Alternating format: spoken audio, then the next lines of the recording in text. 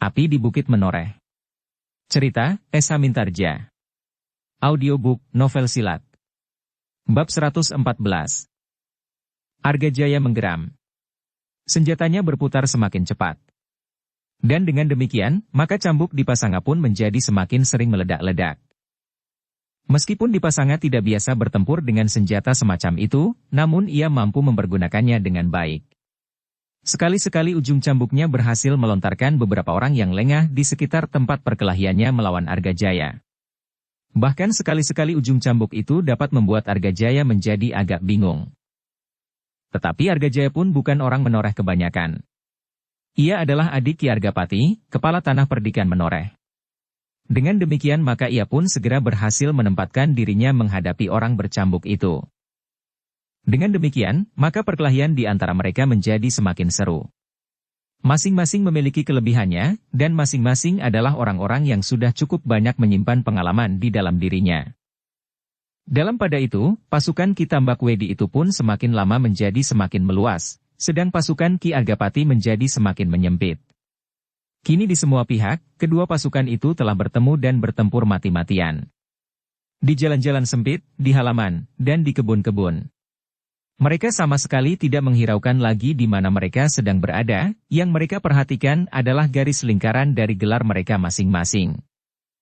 Dalam keadaan yang demikian itulah, maka ujung gelar Gajah Meta itu pun kini telah sampai di muka puncak pimpinan gelar lawan. Sehingga dengan demikian, maka kedua pimpinan tertinggi itu pun akan segera saling berhadapan. Mereka masing-masing sudah menyangka bahwa mereka akan bertemu lagi di dalam perang ini. Ki Argapati dan Ki Tambakwedi. Geram Ki Tambakwedi. Apakah kau sudah sembuh benar? Ki Argapati mengerutkan keningnya. Tombaknya telah merunduk semakin rendah. Beberapa langkah ia menyongsong maju dibarengi oleh Pandan Wangi dan Samekta. Sebelah menyebelahnya adalah para pengawal yang paling terpercaya untuk melindunginya dari pasukan Ki Tambakwedi yang lain. Aku sudah lama menunggumu, Ki Tambakwedi, sahut Argapati. Ki Tambakwedi mengerutkan keningnya. Dilihatnya seorang gadis yang membawa sepasang pedang yang sudah bersilang di muka dadanya. Kau bawa gadismu bertempur? Bertanya Ki Tambakwedi. Apa bedanya seorang gadis dan seorang anak lelaki? Kau memang luar biasa. Kau dapat membuat gadismu melebihi setiap lelaki di atas Bukit Menoreh ini. Ki Argapati tidak menjawab. Tetapi matanya tidak berkisar dari senjata Ki Tambakwedi yang mengerikan. Sebuah nenggala bermata rangkap. Tetapi, sayang Ki Argapati, berkata Ki Tambakwedi selanjutnya. Usahamu selama ini akan sia-sia. Karena aku sudah memutuskan bahwa setiap orang di dalam padukuhan ini harus dimusnahkan. Semua harus dibunuh. Meskipun ia seorang gadis. Keputusanmu lain dengan keputusanku, Ki Tambakwedi. Dan aku mengharap bahwa keputusankulah yang akan berlaku di sini. Ki Tambakwedi menggeretakkan giginya. Segera ia meloncat menyerang sambil berteriak nyaring. Mampuslah kau ayah beranak. Tetapi Ki Argapati telah siap menerima serangan itu. Karena itu maka ia pun segera meloncat ke samping untuk mengelakkan serangan itu. Berbareng dengan itu, tombaknya pun segera terjulur lurus mematuk dada lawannya. Ki Tambakwedi berdesis. Ia terpaksa menggeliat dan memutar tubuhnya. Dengan cepatnya ia merendah dan menyusup di bawah senjata lawannya sambil menyerang lambung. Ki Argapati tidak menjadi bingung. Ia pun bergeser surut. Dengan cepatnya pula ia memutar tombaknya, dan berusaha untuk mengetok pundak lawannya dengan pangkal landean tombak itu. Kau gila, geram Ki Tambakwedi sambil meloncat surut. Namun sejenak kemudian serangannya telah membadai pula. Pada gerak yang pertama-tama, telah terasa pada Ki Argapati, bahwa kelesuan geraknya memang agak terganggu oleh luka dan pembalut di dadanya. Namun meskipun demikian, ia masih merasa cukup mampu untuk menghadapi Ki Tambakwedi dalam keadaan itu. Apalagi ia mengharap Pandan Wangi dapat mengganggu keseimbangan pertempuran itu. Suruh anakmu ikut serta, tiba-tiba Ki Tambakwedi berteriak. Jangan hiraukan lagi sikap jantan di peperangan. Seleret warna merah membayang di wajah Ki Argapati yang tegang. Betapa tajamnya sindiran Ki Tambakwedi itu bagi seorang laki-laki seperti Ki Argapati. Namun sejenak kemudian, ia telah berhasil menguasai perasaannya. Bahkan kemudian ia menjawab. Kita tidak sedang berada dalam arena perang tanding, Ki Tambak Wedi. Di dalam peperangan, yang bertempur adalah pihak yang satu melawan pihak yang lain. Bukan Ki Tambak Wedi melawan Ki Argapati. Persetan! Ki Tambak Wedi menggeram, dan serangannya pun menjadi semakin cepat. Dalam perkelahian yang semakin seru, maka semakin terasa dada Ki Argapati terganggu sekali oleh pembalut dan bahkan lukanya yang masih belum sembuh benar. Karena itu, maka perlawanan Ki Argapati pun tidak pada puncak kemampuannya. Untunglah, bahwa Pandanwangi yang memiliki ilmu dari ayahnya itu mampu mengisi kekurangan Ki Argapati. Setiap kali Pandanwangi dengan sepasang pedangnya dapat mengganggu perhatian Ki Tambak Wedi, sehingga setiap kali usaha Ki Tambak Wedi untuk mendesak Ki Argapati terpaksa diurungkannya, karena sambaran-sambaran pedang Pandanwangi.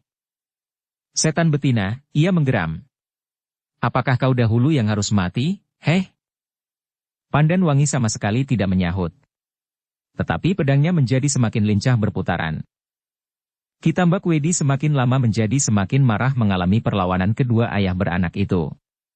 Karena itu, maka dikerahkannya segenap kemampuannya untuk segera mendesak lawannya. Supaya Pandanwangi tidak selalu mengganggunya, maka akhirnya ia memutuskan untuk membunuh saja anak itu lebih dahulu. Semua harus dibinasakan. Semua. Juga Pandanwangi, ia menggeram di dalam hatinya untuk memantapkan rencananya. Maka sejenak kemudian, Ki Tambak Wedi mencoba memusatkan perhatiannya kepada Pandanwangi. Ia ingin mengurangi gangguan-gangguan kecil pada saat ia akan memusnahkan Ki Argapati kelak. Tetapi kesempatannya pun terlampau terbatas. Kalau ia berkelahi melawan 5 Pandanwangi, maka ia pasti akan dapat menyelesaikan pekerjaannya satu demi satu. Tetapi kini ia berhadapan pula dengan Argapati, sehingga setiap saat ia harus berwaspada. Ujung tombak pendek itu setiap kali dengan tiba-tiba saja telah mengarah ke dadanya. Namun Ki Tambak Wedi adalah iblis yang paling mengerikan. Sehingga dengan segala macam cara ia telah berhasil melibat Pandanwangi yang agak terpisah dari ayahnya. Namun, ketika ia siap melontarkan gelang-gelang besinya untuk segera menyelesaikan Pandanwangi yang berdiri beberapa langkah daripadanya, tiba-tiba ia disambar oleh sebuah kenangan tentang seorang perempuan yang pernah hinggap di dalam hatinya. Ternyata wajah gadis yang bernama Pandanwangi itu mirip benar dengan ibunya, Rara Wulan, wajah yang pernah membuatnya kehilangan keseimbangan, sehingga lahirlah Sidanti. Dan apabila Rara Wulan itu kemudian bersuami, maka menjadi jauhlah ia lari dari setiap perempuan, dan menyepi di lereng Gunung Merapi. Sekejap Ki Tambak Wedi dicengkam oleh keraguan-raguan. Namun sekejap kemudian, ia menggeretakkan giginya sambil menggeram. Tidak seorang pun yang akan dapat lolos. Semua harus dimusnahkan, termasuk Pandanwangi. Siapapun Pandanwangi itu. Dengan demikian, maka segera digenggamnya selingkar gelang-gelang besinya. Dan dengan sekuat tenaganya, gelang itu dilontarkannya ke arah Pandanwangi. Tetapi waktu yang sekejap itu ternyata terlampau besar artinya bagi Pandanwangi. Ki Argapati yang mempunyai cukup pengalaman melihat sikap Ki Tambak Wedi di dalam pertempuran itu, segera dapat menangkap maksud dari iblis lereng Gunung Merapi itu. Karena itu, maka dengan segera ia meloncat mendekati Pandanwangi tepat pada saatnya. Pada saat gelang besi itu meluncur ke arah dada anak gadisnya. Sambil menggeram Ki Argapati masih sempat memukul gelang besi itu ke udara, sehingga sepercik bunga api meloncat bersama gelang yang membubung itu. Gila! Ki Tambak Wedi dan Ki Argapati mengumpat hampir bersamaan. Jantung di dalam dada mereka pun berdentang semakin cepat pula, sementara dada Pandanwangi menjadi berdebar-debar. Hampir saja ia disambar oleh senjata Ki Tambak Wedi yang pasti tidak akan dapat dielakkannya. Dengan demikian, maka Ki Argapati menjadi lebih berhati-hati. Ia harus melupakan sakit di dadanya. Ia harus berusaha sejauh-jauh dapat dilakukan untuk melawan iblis yang paling ganas itu. Meskipun kadang-kadang Samekta dapat membantunya, tetapi tenaganya tidak terlalu banyak berarti bagi pertempuran antara orang-orang yang berilmu jauh di atas jangkauannya. Maka, betapa lambatnya, namun pasti, Ki Tambak Wedi akan dapat menguasai lawannya. Karena menurut pertimbangan Ki Tambak Wedi sendiri, pada suatu saat Argapati yang masih diganggu oleh lukanya itu, akan kehabisan tenaga sebelum waktu yang dapat dicapai oleh ketahanan tubuhnya seperti biasanya dalam keadaan yang wajar. Di sudut lain, Sidanti dan Argajaya ternyata tidak kalah tangkas dari lawan-lawan mereka. Urahasta dan Karti tidak terlampau banyak berarti lagi bagi keduanya, karena mereka harus melawan orang-orang yang memang sudah dipersiapkan oleh Sidanti dan Argajaya pula. Sehingga baik Argajaya maupun Sidanti masih mempunyai keyakinan bahwa mereka akan dapat mengalahkan lawan-lawan mereka.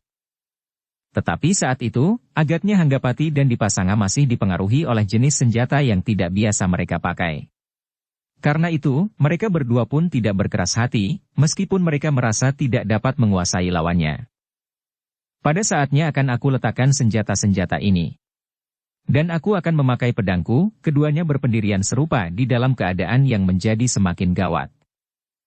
Namun, mau tidak mau, ledakan-ledakan cambuk itu telah menumbuhkan persoalan pula di dalam hati Ki Tambakwedi, yang justru tidak melihat sendiri siapa yang mempergunakannya. Demikian mendesaknya persoalan suara-suara cambuk itu, sehingga akhirnya Ki Tambakwedi tidak dapat menahan hatinya lagi untuk mengetahuinya. Diperintahkannya seorang penghubungnya untuk melihat, siapakah orang-orang yang telah mempergunakan cambuk di dalam peperangan ini. Kenapa kau digelisahkan oleh suara cambuk itu, Ki Tambakwedi? Apakah kau tidak senang mendengarnya? Bertanya Argapati sambil menyerang terus. Ki Tambakwedi menggeram. Tetapi ia tidak menjawab. Dengan sekuat-kuat tenaganya ia berusaha untuk segera mengalahkan lawannya apabila mungkin. Dengan demikian, maka ia akan mendapat kesempatan untuk menjelajahi peperangan ini. Tetapi apabila tidak, maka ia harus menunggu Argapati kehabisan tenaga, dan sama sekali tidak berdaya lagi. Sejenak kemudian, penghubungnya telah kembali lagi kepadanya. Dengan cekatan ia meloncat surut, menghindari serangan Ki Argapati dan Pandanwangi sambil bertanya. Siapa mereka? Orang-orang yang tidak kita kenal, jawab penghubung. Siapa nama mereka? Penghubung itu terpaksa meloncat jauh-jauh ketika serangan Ki Argapati melanda Ki Tambakwedi dengan dahsyatnya. Tetapi Ki Tambakwedi pun cukup lincah untuk menghindarinya, bahkan dengan sigapnya ia meloncat menyerang Pandanwangi. Tetapi sekali lagi ia harus membentur kekuatan Ki Argapati yang menghalanginya. Kemudian disusul oleh serangan sepasang pedang dari arah lambung. Ki Tambakwedi terpaksa meloncat surut. Tetapi justru ia mendapat kesempatan untuk mendengar. Sidanti belum mengenalnya. Ki Tambakwedi menarik nafas dalam-dalam.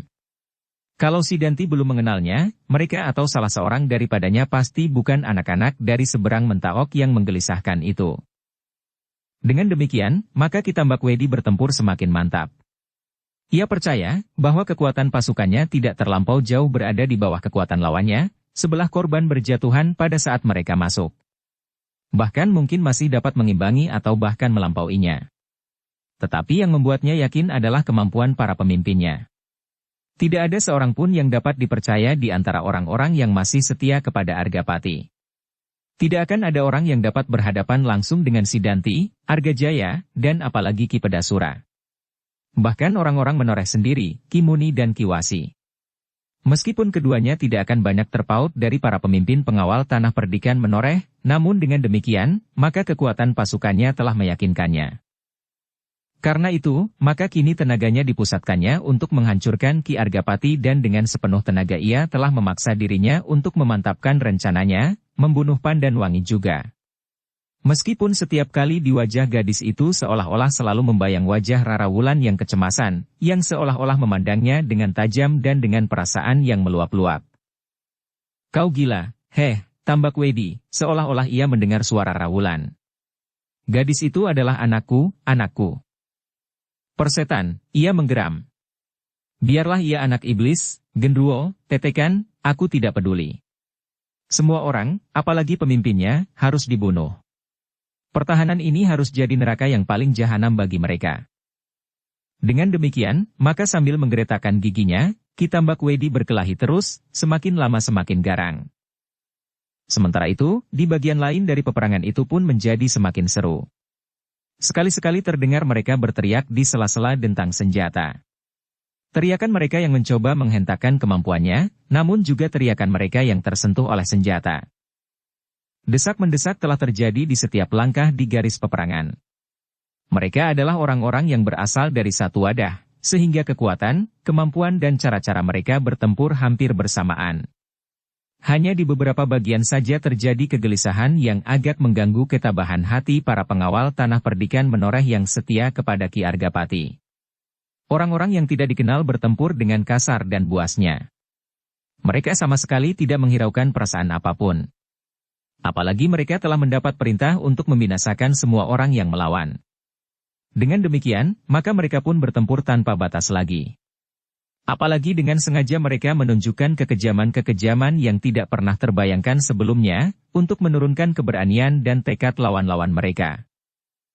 Tetapi ternyata semuanya itu hanyalah mengungkat kemarahan para pengawal tanah perdikan, sehingga mereka justru berkelahi semakin gigih untuk mempertahankan diri dan garis perlawanan di dalam gelar yang telah mantap. Kalau salah satu garis pertahanan itu dapat dipecahkan, maka gelar keseluruhan akan dapat terpengaruh karenanya. Dengan demikian, maka apapun yang terjadi, mereka bertahan sampai kemampuan mereka yang terakhir. Namun di sela-sela pertempuran yang semakin seru itu, terdapat 3 orang yang masih sedang mencari-cari lawan masing-masing. Mereka menyusup di antara hiruk-pikuknya ujung senjata. Di tangan mereka tergenggam pedang. Mereka tertegun sejenak, ketika mereka melihat kesulitan yang berbahaya pada garis pertempuran di bagian belakang gelar lawan. Agaknya Ki Pedasura sedang menari dengan sepasang senjatanya yang mengerikan. Tanpa ampun, siapa yang mendekat, pasti akan terlempar jatuh. Sedang beberapa langkah daripadanya, Ki Wasi sedang mengamuk sebagai harimau terluka, dan di bagian lain lagi sambil berteriak-teriak Ki Muni mendesak lawannya tanpa dapat ditahan lagi. Betapa para pengawal berusaha, namun kekuatan mereka memang jauh melampaui kemampuan setiap orang di antara para pengawal. Sejenak gembala tua dan kedua anak-anaknya itu tertegun. Namun sejenak kemudian orang tua itu berkata, "Hadapilah mereka berdua. Aku akan menyelesaikan Pedasura. Hati-hatilah, jangan merasa dirimu lebih baik dari lawanmu. Perasaan yang demikian adalah ujung dari kekalahan, betapapun lemahnya lawan-lawanmu." Kedua muridnya menganggukkan kepalanya. Sambil menghindarkan diri dari setiap serangan, akhirnya mereka pun berpisah untuk menemui lawan-lawan yang telah ditentukan bagi mereka masing-masing. Beberapa langkah setelah meninggalkan gurunya, Gupala melonjak kegirangan, seperti anak kambing dilepaskan di padang rumput yang hijau segar. Beberapa kali ia tertegun melihat perang campuh yang seru. Ujung senjata berputaran dan terayun-ayun, kemudian gemerincing benturan yang melontarkan bunga-bunga api. Sejenak kemudian Gupala telah berada di baris pertempuran yang terdepan. Kini ia harus mulai menyadari arti dari ujung-ujung senjata lawan, yang setiap saat dapat menghunjam di dadanya. Gupala mengerutkan keningnya. Sejenak ia melihat seorang pengawal yang bertempur mati-matian melawan seorang yang agak asing. Menurut dugaan Gupala orang itu pasti bukan orang menoreh. Mungkin orang ini termasuk salah seorang anak buah Ki Pedasura, katanya di dalam hati. Dan tiba-tiba saja tangannya menjadi gatal. Apalagi ketika ia melihat orang itu tertawa sambil berkata, "Hei, sebut ayah dan ibumu. Lalu tundukkan kepalamu. Aku akan memenggalnya." Lawannya, seorang pengawal tanah perdikan, menggeram. Tetapi ia memang sedang terdesak. Bahkan sejenak kemudian senjatanya telah terlepas dari genggamannya. Sekali lagi Gupala melihat orang itu tertawa sambil berkata, "Ayo cepat, berlutut." Pengawal itu surut beberapa langkah. Tetapi dalam perang yang hiruk-pikuk ia tidak banyak mendapat kesempatan. Sekali ia justru terdorong oleh seseorang yang sedang menghindarkan diri dari tusukan ujung tombak. "Mau lari kemana kau anak yang malang?" Suara tertawa itu menjadi semakin keras. Dan tiba-tiba saja Gupala tidak dapat menahan tertawanya pula melihat orang yang sedang mabuk kemenangan itu. Bahkan kemudian ia berkata, "Hei, kau cepat sekali mendapat kegembiraan. Itulah agaknya yang membuat kumismu menjadi tebal." Orang itu terdiam. Dipandanginya Gupala sejenak. Hanya sejenak. Hiruk-pikuk peperangan telah mendorongnya untuk segera melakukan sesuatu. Dan tiba-tiba saja ia meloncat menikam pengawal yang sudah tidak bersenjata itu, supaya ia segera dapat menghadapi musuhnya yang lain.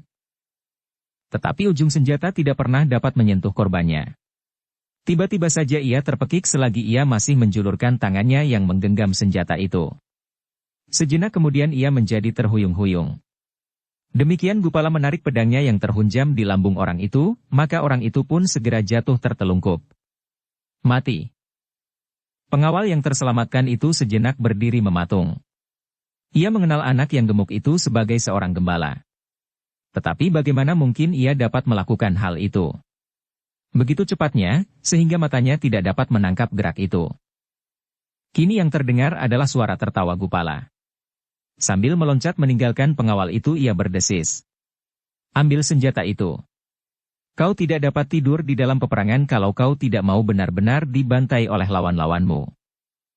Orang itu seperti tersadar dari tidurnya.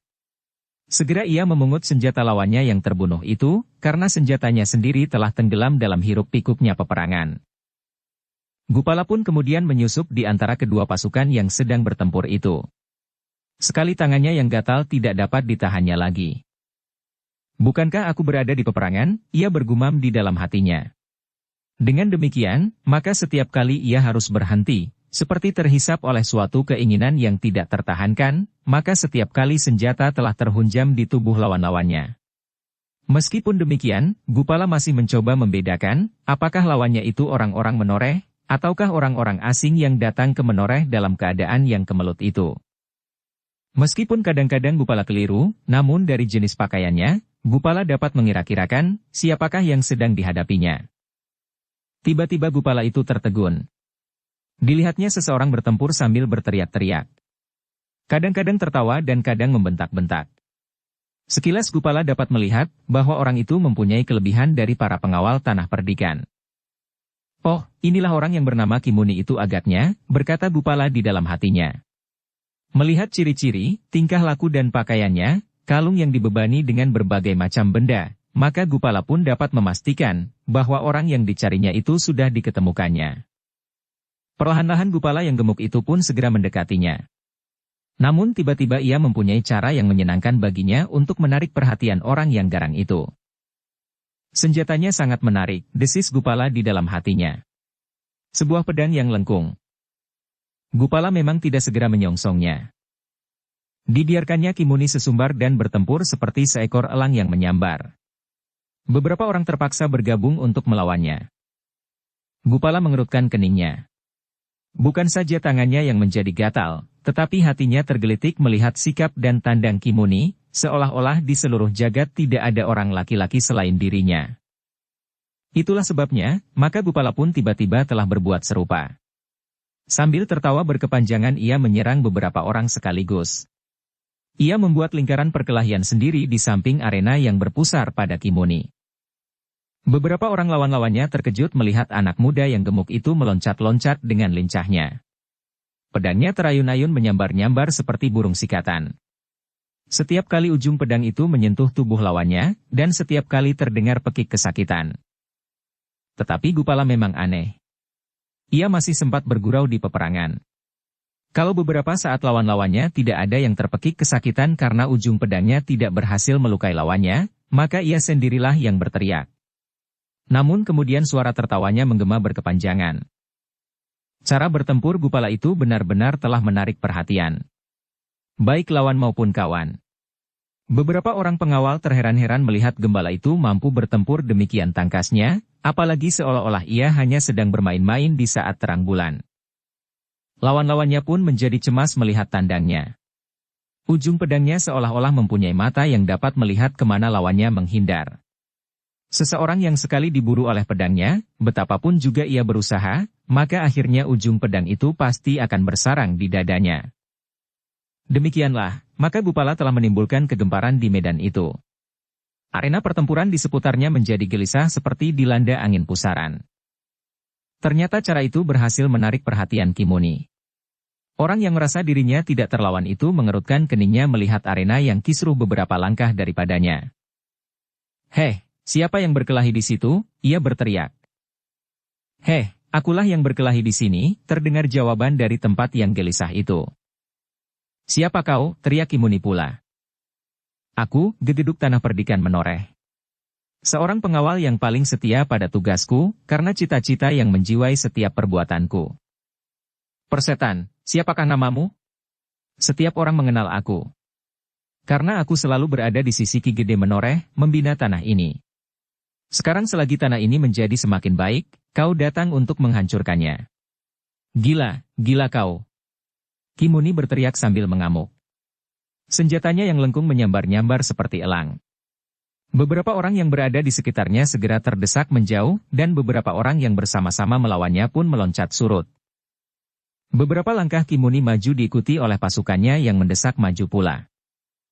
Aku adalah seorang yang hampir sepanjang umurku berada di tanah ini, berkata Kimuni dengan lantangnya. Aku belum pernah mengenal tampangmu. Gupala tidak segera menjawab. Ia melihat Kimuni menjadi semakin dekat ke lingkaran perkelahiannya. Ayo, sebut namamu. Jawabanmu sungguh mentertawakan, berkata Gupala. Kalau kau orang menoreh, apalagi sejak kanak-kanak, kenapa kau ikut bersama-sama cucurut-cucurut itu untuk justru menghancurkan menoreh? Setan. Kimuni bergumam. Siapa namamu? Kalau kau benar orang menoreh, maka kau adalah seorang pengkhianat, berkata Gupala selanjutnya tanpa menjawab pertanyaan Kimuni. Diam, diam. Kimuni berteriak.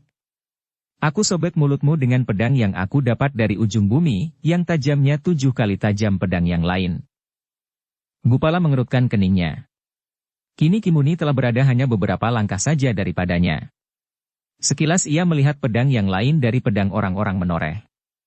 Dalam redup sinar api yang sudah hampir padam, pedang itu tampak berkilat-kilat. Pedang itu memang tajam, berkata Gupala di dalam hatinya. Setiap sentuhan pada tubuh, akibatnya sangat berbahaya. Tetapi agaknya pedang itu tidak sekukuh pedangku. Ternyata orang itu selalu berusaha menghindari benturan yang langsung. Apalagi dengan kekuatan yang besar. Gupala pun kemudian menggeram. Dan tiba-tiba saja ia berteriak. Heh! Kau ingin tahu namaku? Namaku adalah Kimuni, seorang dukun yang tidak ada duanya. Yang setia kepada tanah kelahiran. Persetan. Kimuni menjadi semakin marah. Terasa darahnya seakan-akan telah mendidih. Dengan serta-merta ia meloncat menyerang Gupala sejadi-jadinya. Gupala surut selangkah untuk memantapkan diri. Namun kemudian ia pun melangkah maju kembali sambil memutar pedangnya. Meskipun pedangnya tidak setajam pedang lawannya, namun pedang itu memiliki kelebihan juga. Kimuni tidak akan berani beradu tenaga lewat tajam pedangnya.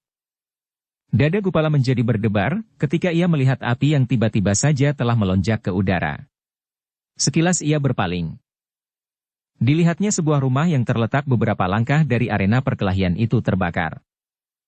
Mereka menjadi liar, desisnya di dalam hati. Api yang terhambur-hambur dari panah api, jerami-jerami yang bertimbun-timbun di sisi ujung jalan dan bahkan yang sengaja ditebarkan di luar regol, gardu darurat di regol yang telah terbakar pula, telah hampir padam. Tetapi kini sebuah rumah telah menyala. Tetapi Gupala tidak sempat untuk merenung dan mengumpat-umpat saja. Serangan Kimuni segera melandanya seperti banjir. Namun ia pun telah cukup siap untuk melawannya. Perkelahian di antara keduanya segera menjadi semakin seru. Baik para pengawal tanah perdikan, maupun orang-orang Kitambak Wedi, lambat laun bergeser semakin jauh. Mereka menganggap perkelahian itu adalah perkelahian yang tidak perlu dicampurinya. Gupala tidak memerlukan waktu terlampau lama untuk menjajaki kemampuan lawannya. Dan tiba-tiba saja ia tersenyum. Kimuni hanyalah seorang yang mampu berteriak-teriak saja. Meskipun ia memiliki kemampuan di atas orang kebanyakan, namun orang itu hampir tidak banyak berarti bagi Gupala. Karena itu, mulailah Gupala dengan tabiatnya. Selagi ia masih bertempur menghadapi Kimuni, maka sekali-sekali ia berlari berputar-putar. Namun setiap kali pedangnya menyambar korban-korban yang berjatuhan di pihak lawan.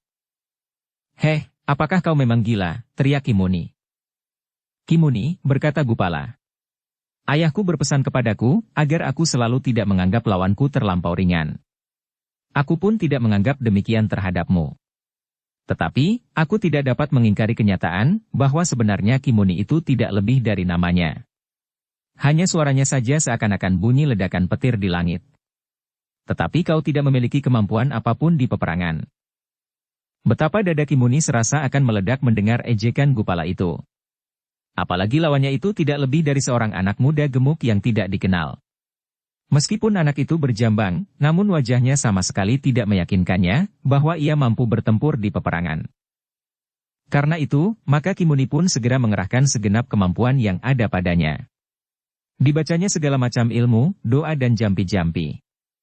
Disebutnya segala macam nenek moyang, bahu reksa segala macam sudut, kali, dan hutan-hutan. Bahu reksa jalan dan perapatan. Kemudian sambil menghentakkan senjatanya ia berteriak nyaring. Orang-orang yang telah mengenal Ki Muni agak lama, mengetahuinya, bahwa Ki Muni sudah sampai pada puncak kemarahannya, dan dengan demikian orang-orang itu mengharap, bahwa korban di pihak lawan akan semakin banyak berjatuhan. Tetapi ternyata dugaan itu sama sekali tidak benar.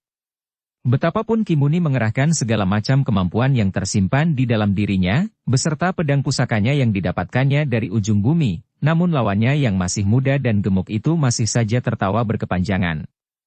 "Ayo, kerahkan segenap kemampuanmu, Ki Muni," berkata Gupala sambil tertawa. "Atau barangkali kau memang sudah sampai pada puncak kemampuanmu?" "Persetan," sahut Ki Muni sambil berteriak-teriak, maka serangannya pun menjadi semakin deras. Tetapi lawannya masih saja tertawa dan kadang-kadang menari-nari berloncat-loncatan dari seorang ke orang yang lain. Di bagian lain dari pertempuran itu, Gupita dengan tenangnya bertempur melawan dukun yang lain, Ki Wasi.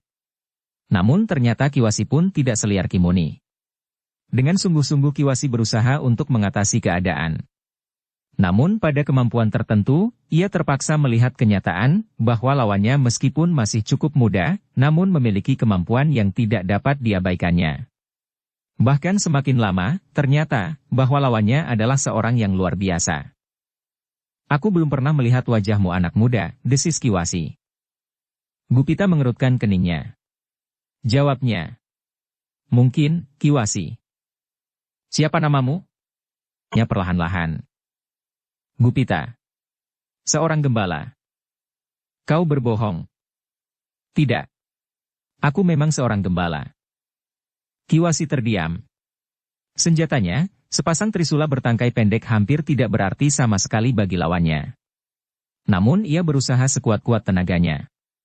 Kalau semula ia berhasil mendesak setiap orang yang melawannya dan membawa kelompoknya setapak demi setapak maju, maka kini ia terbentur pada suatu perlawanan yang tidak mudah ditembusnya. Dan tanpa disangka-sangka, Ki Wasi mendengar lawannya yang masih muda itu bertanya. "Ki Wasi, kenapa kau melakukan perlawanan atas Ki Argapati?" Sejenak Ki Wasi tidak dapat menyahut. Pertanyaan itu benar-benar telah menyentuh perasaannya.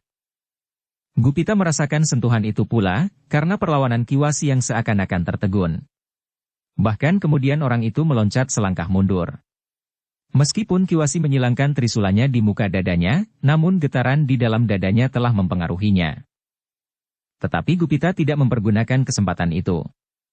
Bahkan membiarkan Ki Wasi menyadari keadaannya. Meskipun pedangnya teracu ke depan dada lawannya, tetapi Gupita tidak meloncat dan menembus dada itu dengan ujung pedangnya.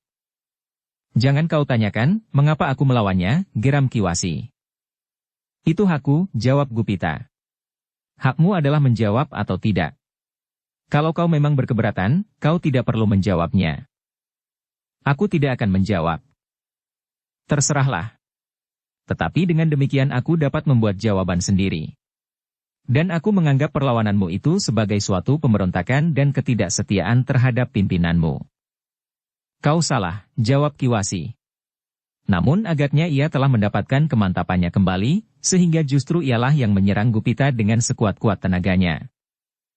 Namun Gupita sebenarnya bukanlah lawannya. Karena itu, Gupita dengan mudahnya dapat menghindarkan diri dari setiap serangannya. "Aku mempunyai pertimbangan sendiri," desis Ki Wasi. "Aku melawan Ki Argapati, karena Ki Argapati ternyata mengecewakan sekali. Berapa tahun aku bekerja dengan patuh. Namun agaknya Ki Argapati bukan seorang yang dapat menjadi contoh bagi setiap orang di atas tanah perdikan ini. Ia lebih mementingkan dirinya sendiri daripada membela anak dan adiknya.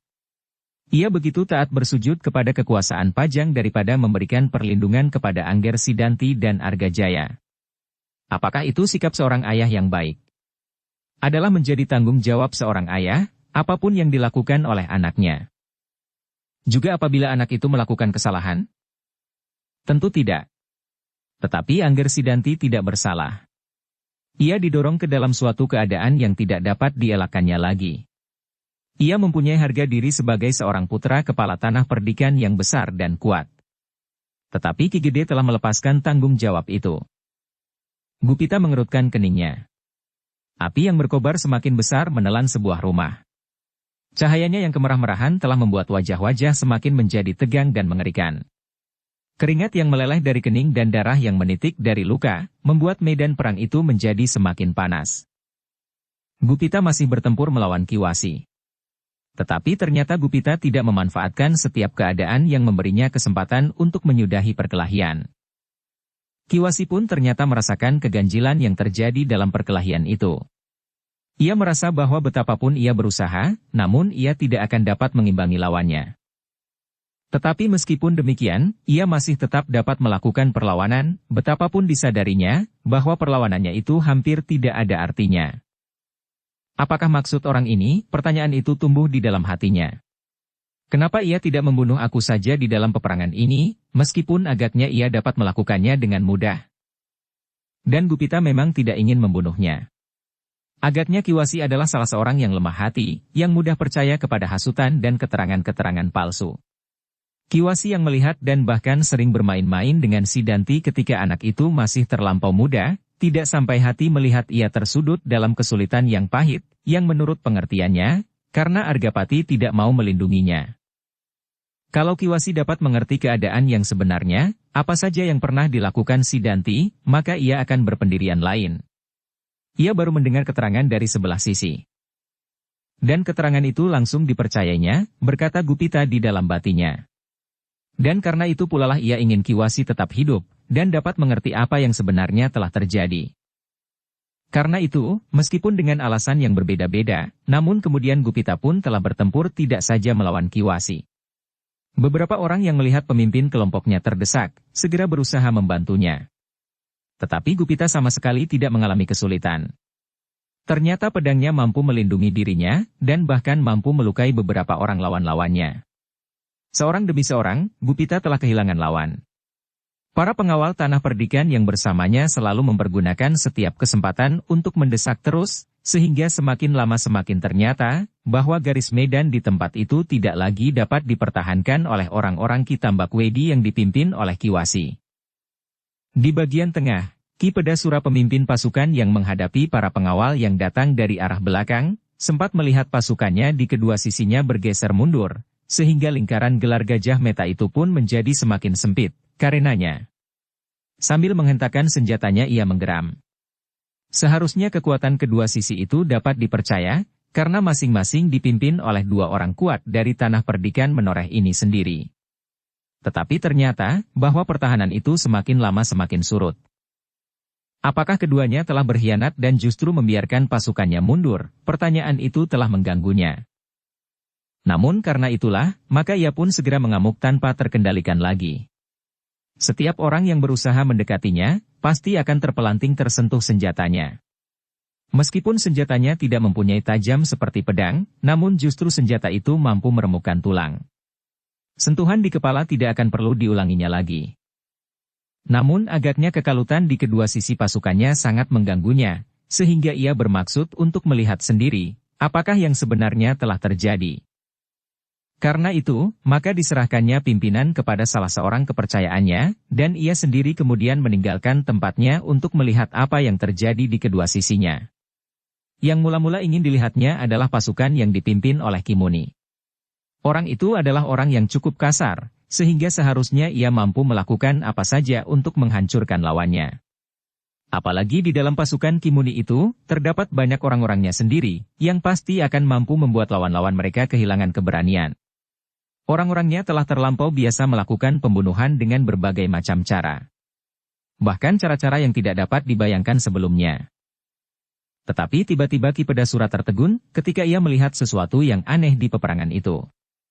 Ia melihat seorang tua dengan kumis yang lebat sedang bertempur melawan beberapa orang sekaligus. Bukan main, geram Ki Pedasura.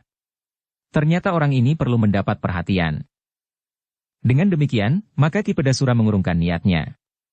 Dengan garangnya ia meloncat mendekati orang tua itu sambil menggeram. "Heh, siapakah kau?" Orang tua itu berpaling sejenak. Ketika dilihatnya Ki Pedasura maka katanya, "Kaukah yang bernama Ki Pedasura?" "Ya, akulah Ki Pedasura."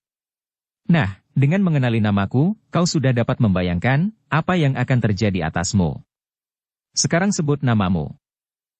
Sudah lama aku mencarimu. Di mana kau bertempur selama ini? Hampir-hampir aku menganggap bahwa kau sudah mati terbunuh di peperangan ini, jawab orang itu. Persetan! Ki Pedasura berteriak.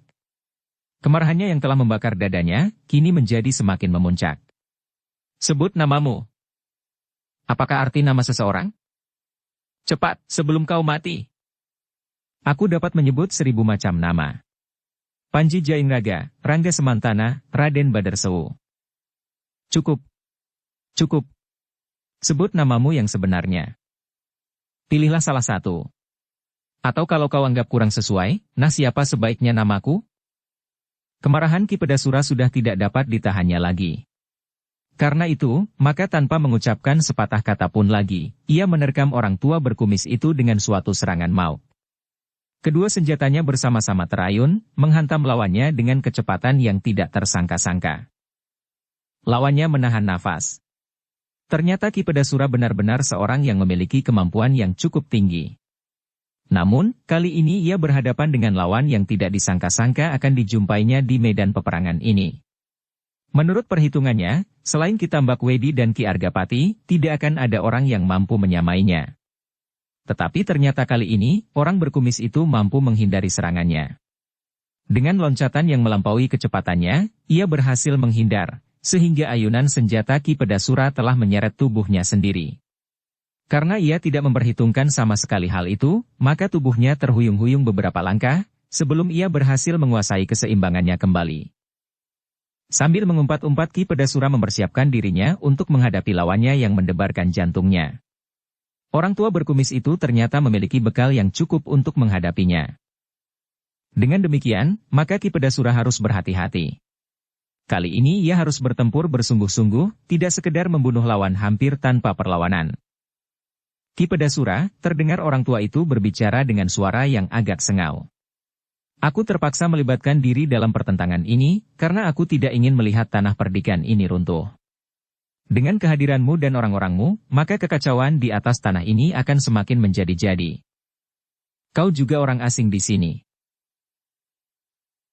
Memang aku bukan orang menoreh. Tetapi aku datang seorang diri.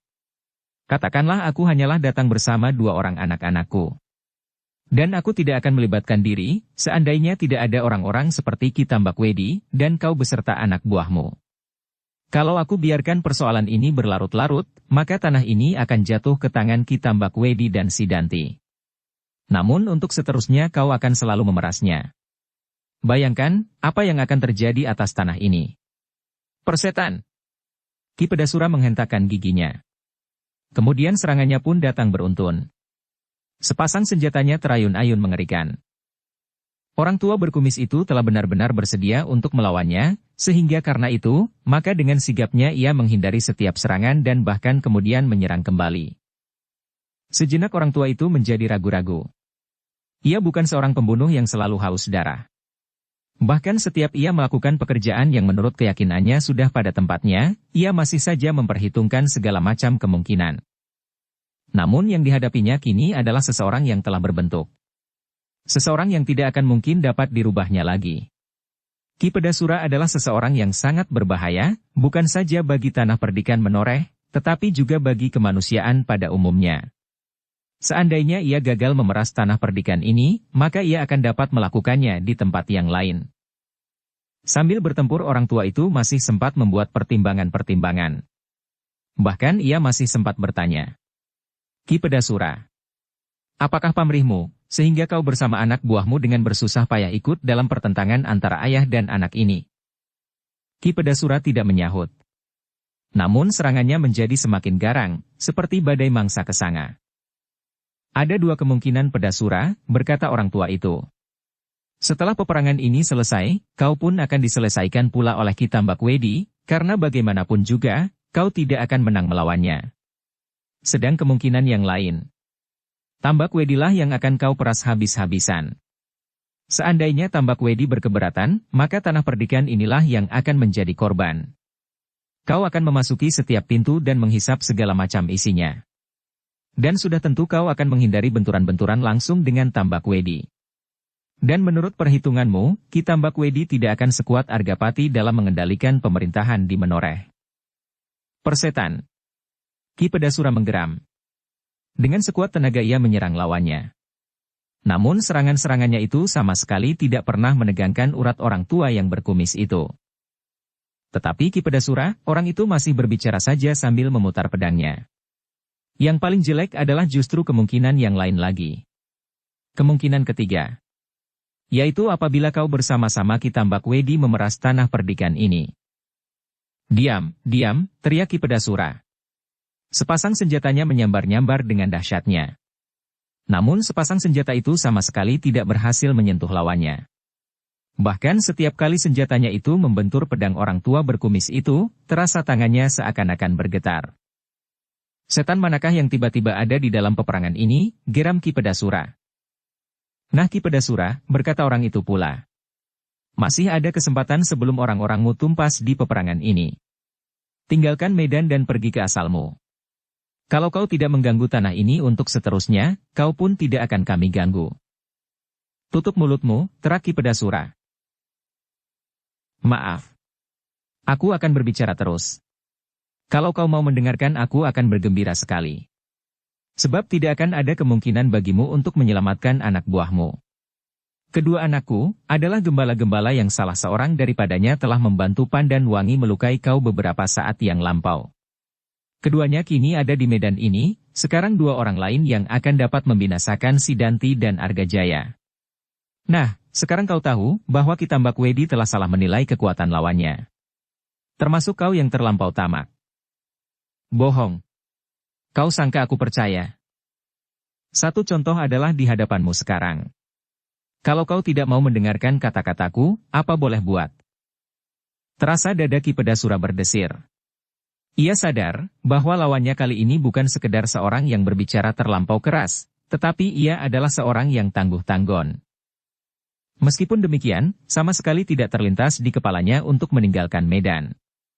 Ia masih mempunyai cara untuk mencoba mengalahkan orang ini. Demikianlah mereka bertempur semakin lama semakin seru. Beberapa kali Ki Pedasura terdesak, dan setiap kali ia telah bergeser surut. Beberapa orang yang bertempur di sekitar kedua orang itu terpaksa berusaha menyingkir, karena mereka masih harus melayani lawan masing-masing.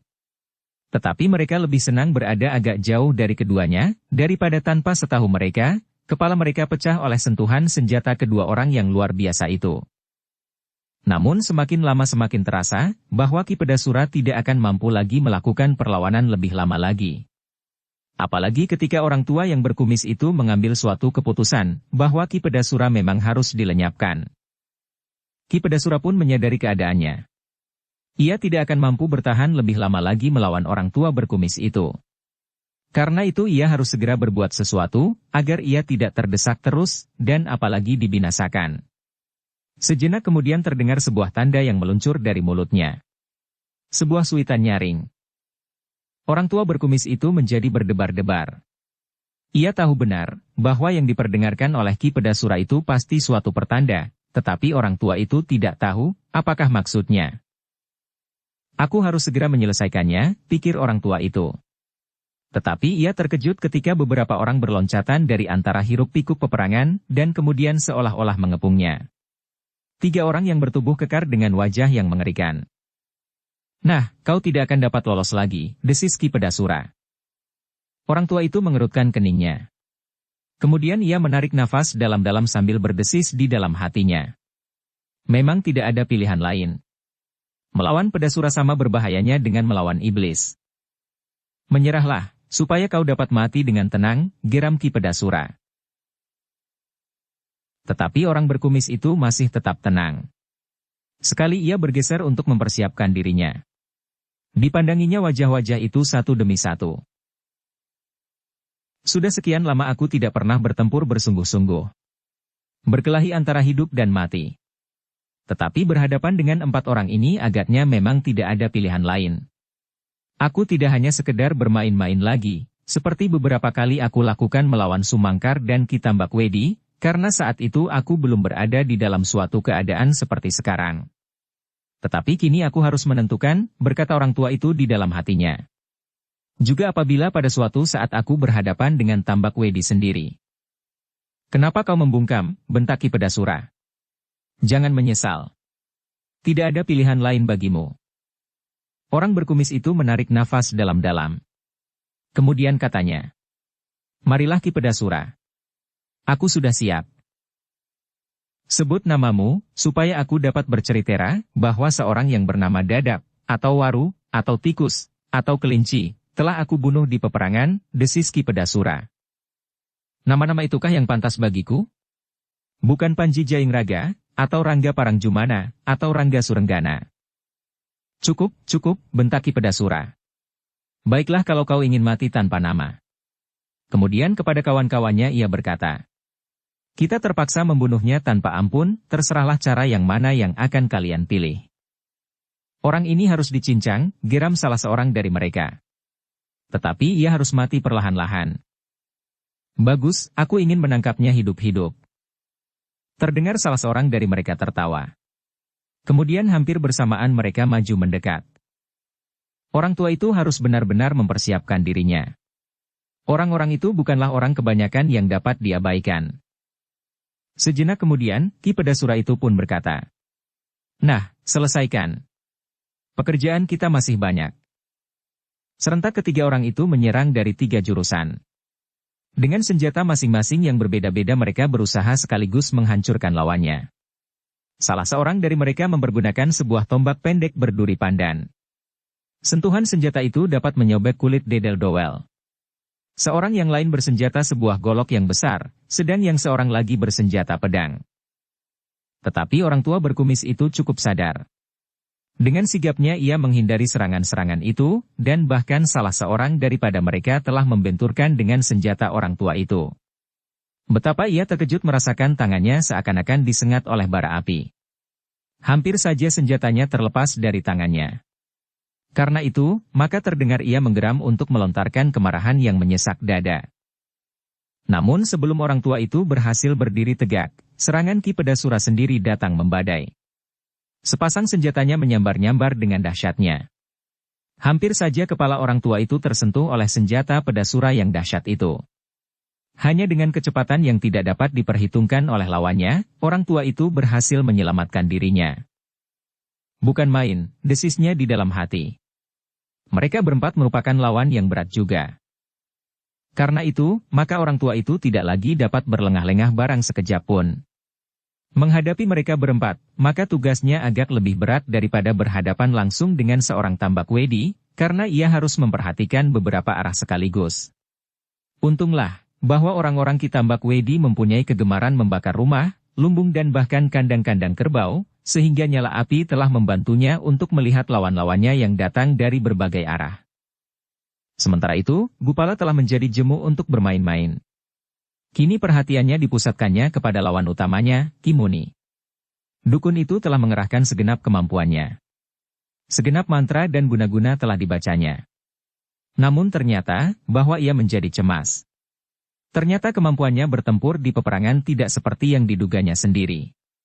Ia mengharap lawannya menjadi gemetar dengan mantra dan guna-gunanya. Bahkan kemudian bersujud sambil memeluk lututnya sementara ia dapat menggoreskan pedang di leher lawan itu. Tetapi lawannya yang gemuk ini sama sekali tidak terpengaruh oleh mantra-mantranya. Danyang perapatan, kedung-kedung, dan pereng-pereng bukit menoreh, ternyata kali ini tidak merestuinya.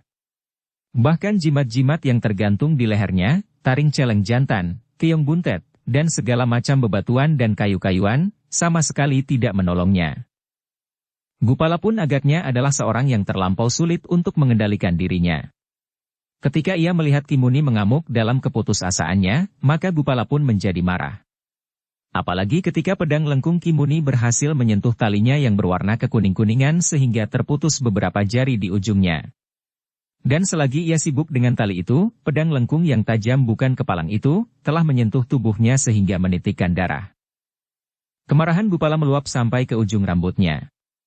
Pedang yang tajam bukan buatan, itu benar-benar telah melukainya. Sentuhan yang tidak disangka-sangka itu ternyata telah membakar jantungnya. Untunglah, bahwa luka itu tidak berbahaya dan tidak terlampau dalam. Namun demikian, luka itu telah cukup membuatnya kehilangan pertimbangan. Sejenak kemudian, sambil menggeram, Gupala meloncat maju. Kini serangannya membadai tanpa dapat ditahan lagi oleh lawannya. Beberapa orang yang mencoba membantu Kimuni, setelah ternyata bahwa Kimuni tidak dapat melawannya sendiri telah terpelanting jatuh dengan dada terbelah, atau kening yang berlumuran darah. Kimuni menjadi semakin berdebar-debar melihat lawannya seolah-olah menjadi semakin garang. Dengan demikian ia menjadi semakin berputus asa. Tidak ada seorang pun lagi yang akan mampu menolongnya. Mantra-mantra dan jampi-jampinya pun tidak. Tetapi Kimuni masih juga mencoba melawan. Pedangnya masih berputar, terayun-ayun dengan cepatnya.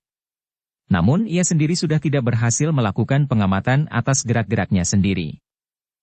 Gupala yang marah pun menyerangnya semakin cepat. Sehingga akhirnya, Kimuni tidak dapat menghindar lagi.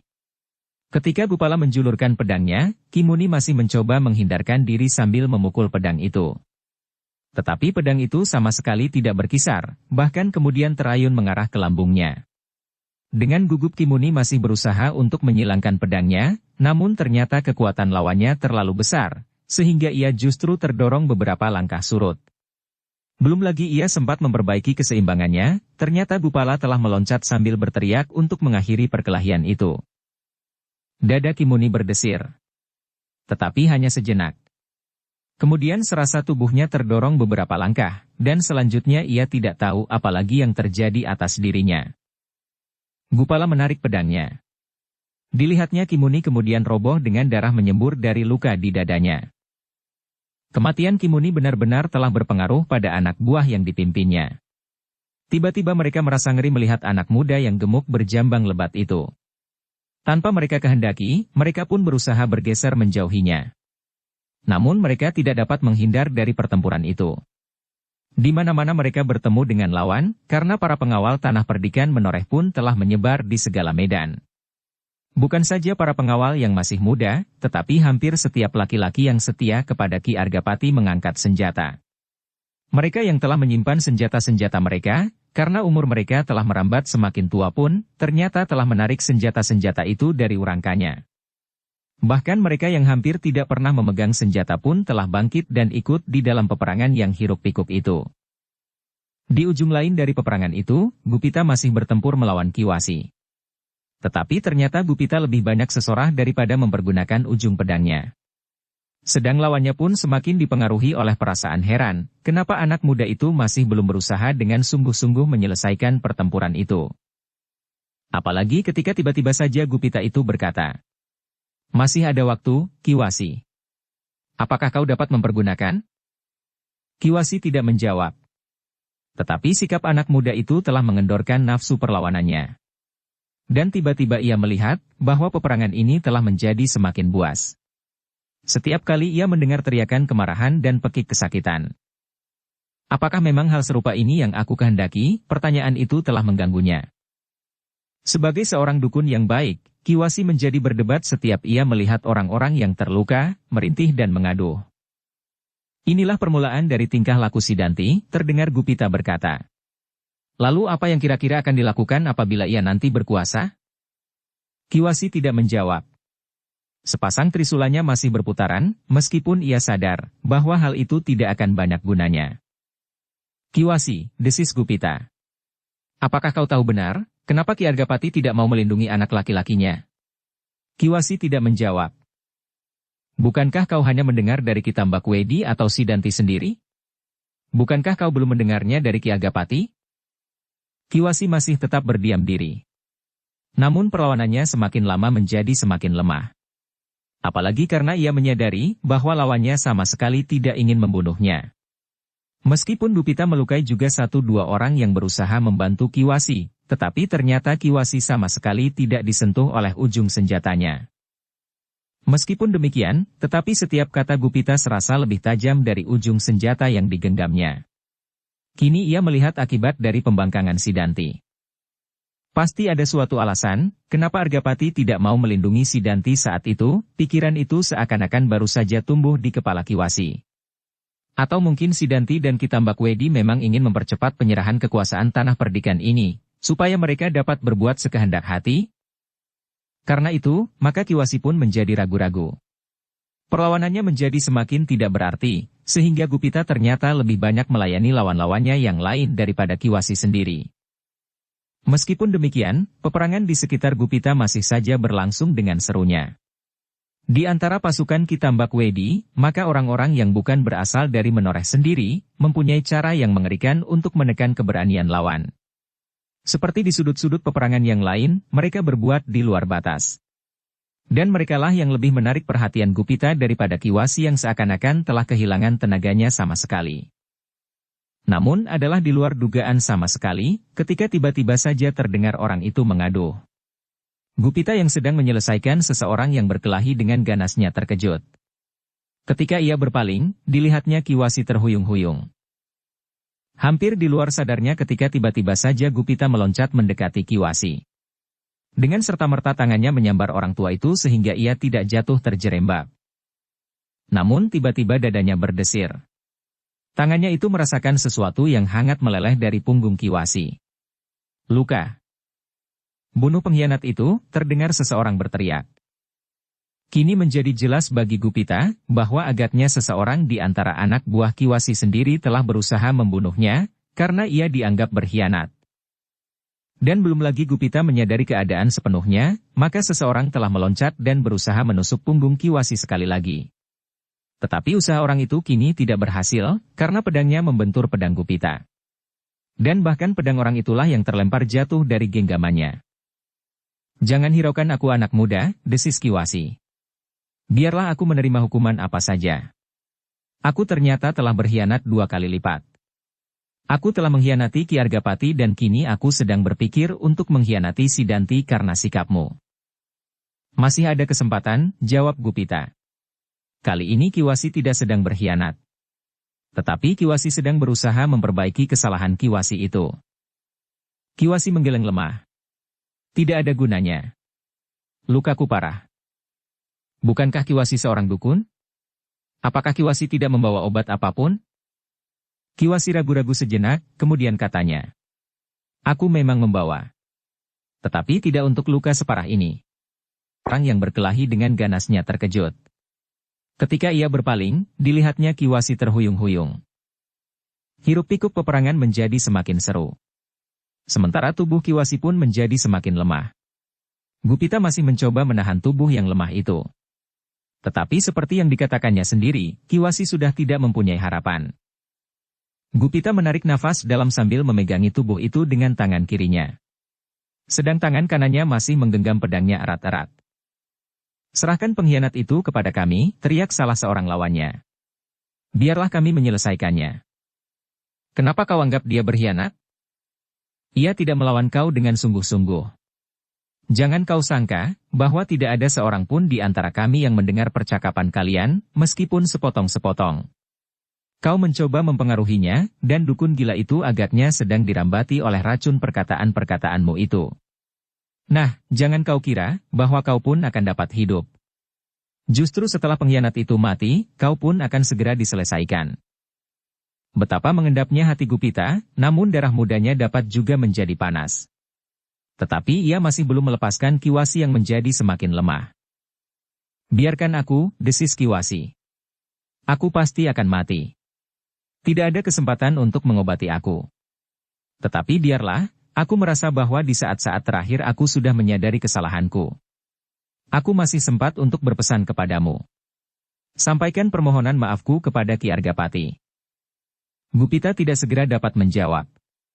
Ia melihat penyesalan yang dalam di mata Kiwasi, sehingga ia menjadi semakin iba karenanya.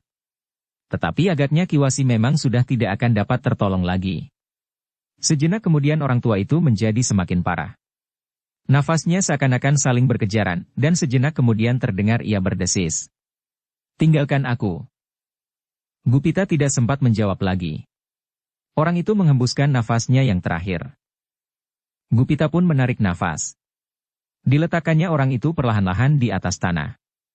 Lidah api yang menjilat ke langit, menerangi wajah yang menjadi seputih kapas itu dengan cahayanya yang kemerah-merahan. Pada saat Gupita sedang merenungi Kiwasi itu, hampir saja ia menjadi lengah, ketika salah seorang lawannya berhasil melepaskan diri dari para pengawal tanah perdikan, Sehingga dengan sebuah loncatan yang panjang, ia berusaha menusuk lambung Gupita. Untunglah, Gupita menyadari keadaannya, tepat pada saatnya, ketika ia mendengar salah seorang pengawal berteriak. "Heh, Gupita! Awas orang itu!" Gupita masih sempat berguling sekali, kemudian melenting berdiri beberapa langkah dari lawannya. Lawannya yang merasa kehilangan sasaran menggeram. Sekali lagi ia meloncat menyerang Gupita dengan garangnya. Namun kali ini Gupita telah siap menerimanya. Malang bagi orang itu. Gupita yang pikirannya masih dipengaruhi kematian Kiwasi di ujung jalannya kembali itu, tidak dapat mengatur perasaannya. Ketika ujung senjata lawannya terjulur ke dadanya, ia bergeser ke samping. Kemudian digerakkannya ujung pedangnya, menyambar orang yang terseret oleh kekuatannya sendiri, meluncur di hadapannya. Terdengar keluh tertahan. Kemudian orang itu terbanting jatuh di tanah. Sejenak ia menggeliat, namun kemudian ia tidak akan bergerak-gerak lagi. Gupita menarik nafas. Kini tidak ada lagi orang yang disegani di daerah itu. Apalagi ketika ia melihat pasukannya berhasil menguasai keadaan. Sepeninggal Kiwasi, maka orang-orang Kitambak Wedi itu seakan-akan telah kehilangan pimpinan. Seorang yang membunuh Kiwasi, mencoba untuk memegang pimpinan di kelompok itu. Namun agaknya orang itu pun tidak berumur lebih panjang lagi, ketika pundaknya seakan-akan terbelah oleh senjata seorang pengawal tanah perdikan. Gupita yang melihat keadaan orang-orangnya telah mantap, tiba-tiba saja ingin menemui gurunya. Ada sesuatu yang mendesak. Kematian Kiwasi yang tidak wajar itu serasa mengganggu perasaannya saja. Ia ingin melepaskannya dengan menceritakannya kepada gurunya. Hanya sebentar, dan ia akan segera kembali ke tempatnya. Karena itu, maka setelah memberitahukan maksudnya kepada seorang pengawal, Gupita pun meninggalkan tempat itu untuk menemui gurunya sebentar. Sejenak Gupita berputar-putar. Namun kemudian ia tertarik pada suatu lingkaran pertempuran yang seru. Dengan hati yang berdebar-debar ia mendekatinya, mungkin gurunya sedang bertempur melawan Ki Pedasura. Ternyata dugaannya tidak salah. Ia melihat gurunya bertempur. Tetapi tidak hanya melawan Ki Pedasura, tetapi melawan 4 orang yang tangguh dan beberapa orang lain. Ternyata Ki Pedasura tidak hanya memberi isyarat kepada 3 orang kawannya. Beberapa orang yang lain pun datang susul-menyusul dari sela-sela peperangan. Gupita menarik nafas dalam-dalam, gurunya memang orang yang luar biasa. Meskipun ia harus melawan sekian banyak orang, namun sama sekali tidak tampak gugup atau bingung. Dengan mantap ia menggerakkan senjatanya, menyambar-nyambar. Ki Pedasuralah yang justru menjadi bingung. Sudah sekian lama ia bertempur bersama beberapa orang tetapi mereka belum berhasil mengalahkan gembala tua itu. Bahkan satu demi satu orang-orangnya terlempar dari arena. "Ayo, cepat, kita selesaikan saja kakek ini," teriak Ki Pedasura. "Jangan beri ia kesempatan." Kawan-kawannya menjadi semakin bernafsu. Tetapi terlampau sulit bagi mereka untuk dapat menembus putaran pedang kakek tua berkumis lebat itu. Gupita yang melihat gurunya bertempur melawan sekian banyak orang segera mendekatinya. Beberapa langkah dari arena itu, ia berhenti sejenak. Sekali-sekali ia harus menghindar apabila ujung-ujung senjata meluncur di seputarnya. Agaknya gurunya melihat kehadirannya. Karena itu maka terdengar orang tua itu bertanya. "Heh, Gupita. Kenapa kau berada di situ?" "Aku ingin menemui guru sebentar."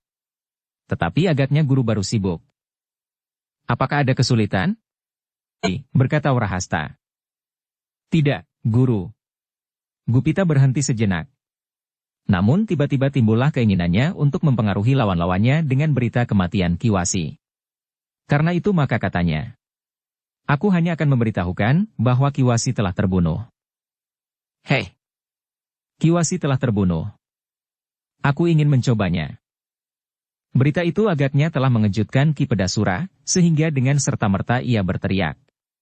"Bohong! Siapakah yang mampu membunuh Kiwasi?" "Aku," jawab Gupita tanpa disangka-sangka. "Bohong! Bohong! Anak kelinci macam kau. Terserahlah kepadamu. Tetapi aku memberitahukan kepada guru bahwa Kiwasi telah mati." "Kau bunuh dia?" bertanya gurunya sambil melayani lawan-lawannya. Sedang pertempuran pun masih berlangsung dengan hiruk-pikuk. Beberapa orang pengawal mencoba untuk membantu orang tua yang harus melawan sekian banyak orang.